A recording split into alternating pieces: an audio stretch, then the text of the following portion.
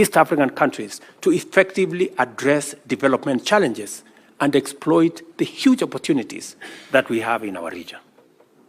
This is the candid conversation we're going to have.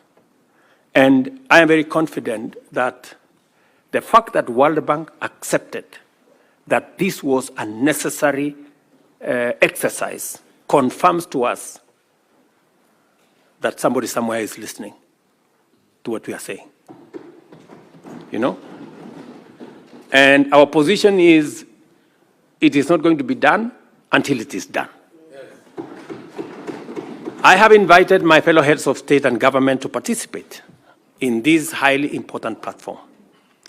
Being confident of this Assembly's capacity to facilitate transformative interventions, I urge you, honorable members, to join this course and formulate your contributions to this endeavor with urgency.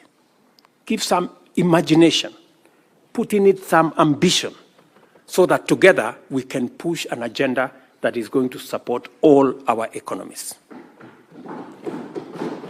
I am highly obliged to you, Honorable Speaker, for inviting me to address this Assembly. I do not take your consideration for granted, and I believe we're going to have a discourse that is going to be beneficial for all our countries.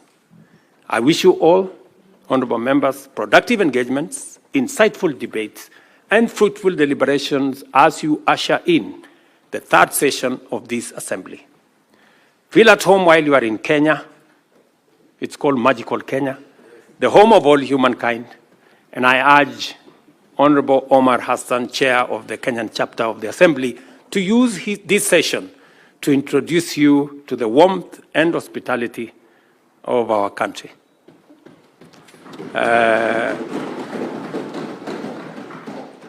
And I urge you, Honorable Hassan, to make that only in places that are licensed.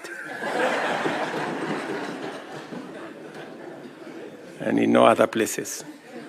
So, honorable members, I really wish you well while you are in Kenya. And maybe by conclusion, the Speaker did make reference to what we are doing as East Africa. To give you the impression of what East Africa is doing, and therefore you must be very proud people that East Africa, in our continent, is the most progressive community. Our trade, intra-trade between East African countries is the highest in the African continent.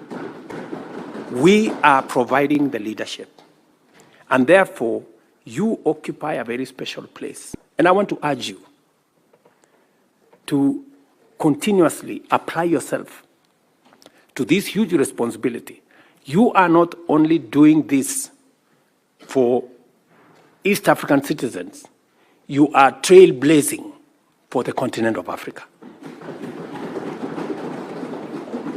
So continue with diligence, but also a pace to make sure that you help us move the continent together. It is the reason, for example, why, as members of the summit in East Africa, as you're all aware, the chair of the AU is coming up next year, as the term of Musa Faki, our current chair, comes to an end. It is going to be the turn for East Africa to provide the chair of the Africa Union. We have sat down in the spirit of the East African community. We have consulted as heads of state from the East African community together, and we have agreed to sponsor one candidate as East Africans. As East Africans. Because that is the strength of our community, that we can do things together and we can consult amongst one another.